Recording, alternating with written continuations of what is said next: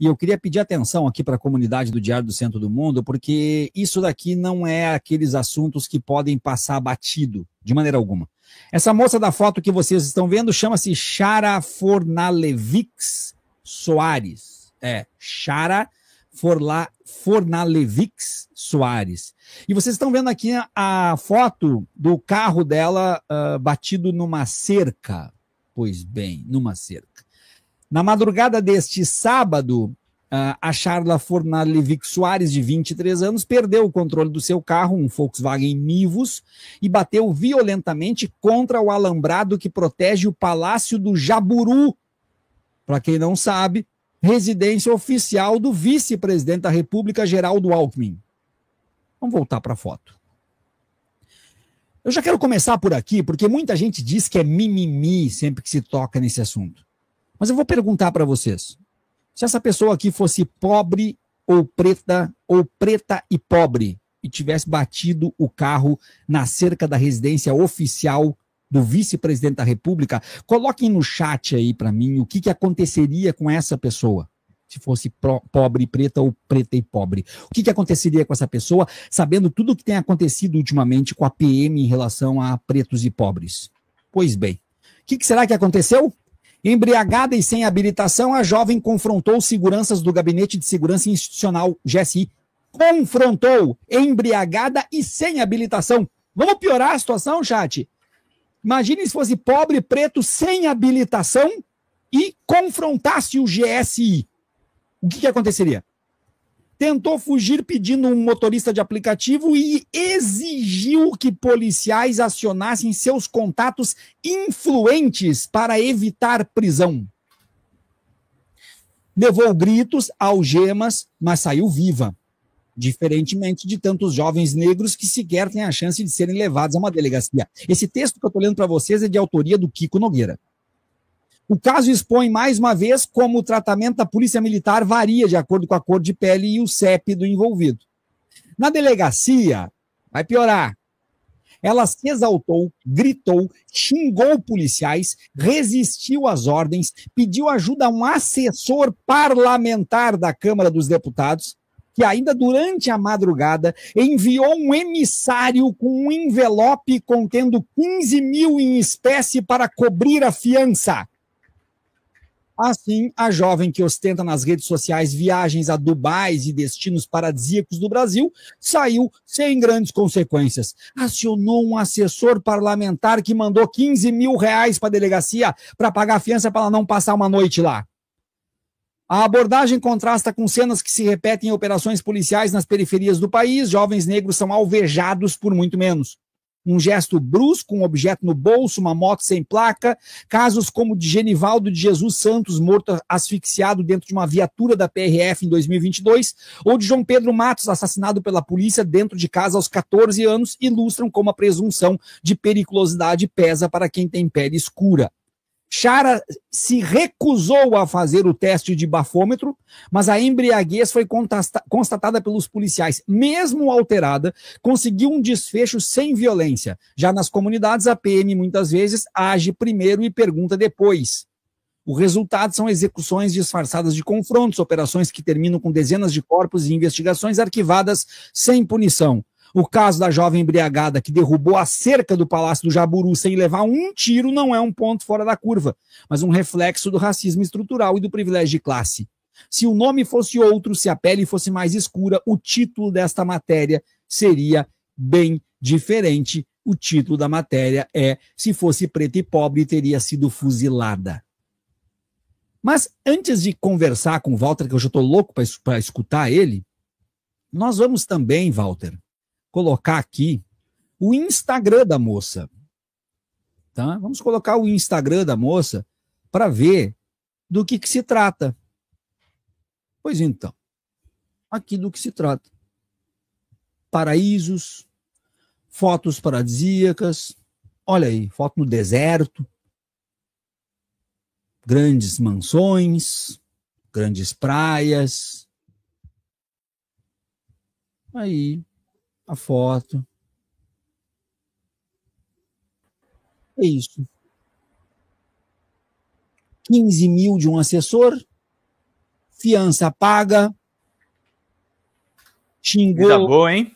xingou, gritou, esperneou, pediu para chamar o assessor parlamentar, se negou a fazer bafômetro, bateu na cerca da residência oficial do Alckmin e não está presa, nada houve, tá tudo tranquilo.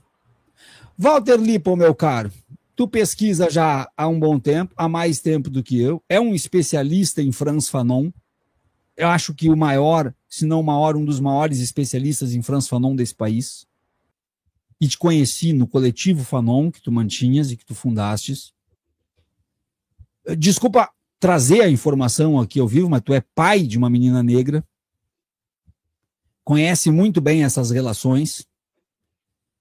Se fosse aquilo tudo que nós colocamos aqui na minha fala e na minha leitura, tu tens dúvida de que o desfecho seria outro, Walter? Mais uma vez, obrigado pela tua presença. Muito obrigado, e um assunto bem importante, mas muito triste, né? Você falou alguns nomes aí de crianças, de pessoas racializadas, negras, que foram executadas pela polícia, que age muitas vezes como um exército invasor na comunidade, na favela, porque aqui no nosso país nós vivemos num apartheid racial. Ele é hipócrita, não é que nem o apartheid sul-africano, dos Boers lá, mas ao mesmo tempo ele é uma materialidade. O Brasil é um país com uma história escravista e com essas relações todas entre classe e raça que são peculiares, particulares dessa história do nosso país. Existem pessoas que podem morrer, podem ser executadas e nada acontece. Eu selecionei uma triste lista aqui. A Tainara Vitória, executada pela polícia porque estava defendendo seu irmão autista de uma abordagem policial violenta. Dia 14 de novembro de 2024. Tainara Vitória Francisco Santos, 18 anos. Rian da Silva Andrade Santos, 4 anos. Tainara era de Governador Valadares, né? O Rian era de Santos, 4 anos, atingido por um tiro enquanto brincava em frente de casa com a prima. E aí vai, Thiago Flauzino, 13 anos, Cidade de Deus, 2023, morto a tiro por policiais. Existem, Viaro e Pedro, e todos que estão aqui nos acompanhando ao vivo ou na gravação, existem pessoas que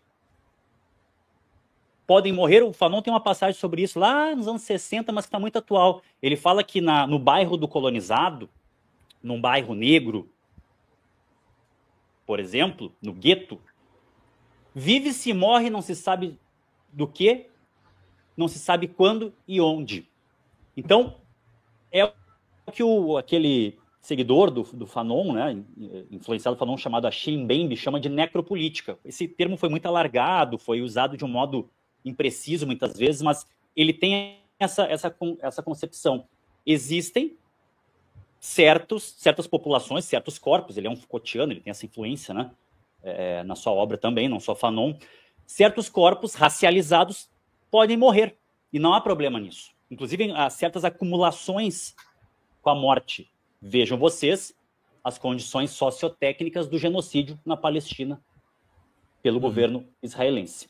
E os corpos racializados, as populações racializadas, as crianças, os jovens, morrem porque, como você falou, meteram a mão no bolso, ou a questão do porte, né, de drogas, por exemplo, a maconha, agora toda essa discussão. Se é um jovem branco, né, é usuário. Se é um jovem negro, está com um pouco abaixo do que foi descriminalizado, a polícia dá um jeito de ter uma abordagem violenta, pode ser executado, pode apanhar. Então, há uma racialização, sim, na sociedade, inclusive com desdobramentos em termos de encarceramento em massa, não só a execução, encarceramento em massa. Vídeo as tecnologias de algoritmo facial e reconhecimento facial, que mais de 90% daqueles que são incriminados pelo reconhecimento facial são negros, são jovens negros. E a taxa enorme de erro. Por quê? É aquela coisa do Lombroso. Quem estudou Lombroso aí, quem não sabe, Lombroso foi um nome aí. Lombrosiano, né? Exatamente, um nome aí do direito, mas ele trouxe toda aquela questão que é uma face do crime. Eugenia, aquelas pseudociências raciológicas do século XIX, craniometria, frenologia, isso aí influenciou muito a Europa e os Estados Unidos, e a gente esquece às vezes que o nazismo é fruto disso, do colonialismo, aqui no Brasil isso ganha muita ressonância com Nina Rodrigues, né? Exatamente. Então, esse Lombroso, ele vai dizer, existe um rosto do crime e continua, de certa forma, uma espécie de neolombrosismo cibernético, vamos chamar assim, com esses algoritmos racializados, com esses reconhecimentos faciais, mas sem sombra de dúvida, não há dúvida que se você é um branco, os brancos, nós brancos, somos privilegiados até nisso.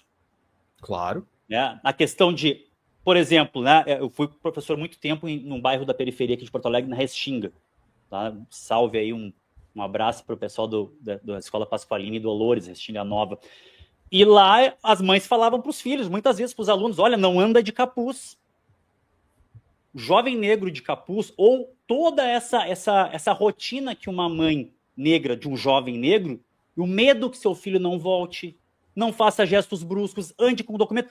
Vários brancos têm esse privilégio, pode andar na rua sem RG tranquilamente, que talvez seja até abordado e não vai dar nada. Agora, seja um jovem negro, seja um homem negro, uma mulher negra, e ande sem documentação.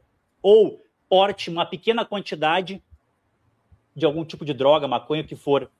Então, existem privilégios, esses privilégios estão colocados na questão do acesso à educação, questões econômicas, e também nas questões da punição, do assassinato em massa. Vamos falar do genocídio da juventude negra nesse país.